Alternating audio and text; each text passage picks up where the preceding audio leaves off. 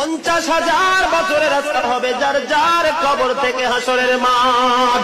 ফুলচেরাতের পুল হবে 30,000 বছরের রাস্তা। আমার উম্মত গুলো কিভাবে রে পায়ে হেঁটে তারা অতিক্রম করবে?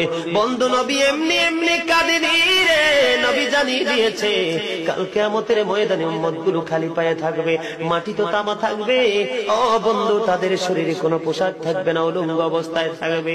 এমন মা আয়েশা প্রশ্ন করলো, গো প্রাণের নবী, জানতে মনে চায় নবী গো, এই যে আপনার উম্মত গুলো উলঙ্গ অবস্থায় খালি পায়ে সবাই থাকবে গো নবী, তারা কি নারী পুরুষ একসাথে? কয় হ্যাঁ, নারী পুরুষ একসাথে। তারা কি কেউ কারো দিকে নজর দিবে না?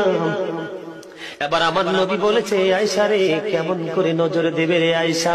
বন্যার পানি যেমনি প্রবল বেগে বৃদ্ধি পেয়ে পৃথিবীর মানুষগুলোকে গ্রাস করে ফেলে, কাল কিয়ামতের দিন এই জাহান্নামের আগুন মানুষের দিকে বন্যার মতো প্রবল বেগে ছুটে এসে মানুষকে ঘিরে ফেলবে।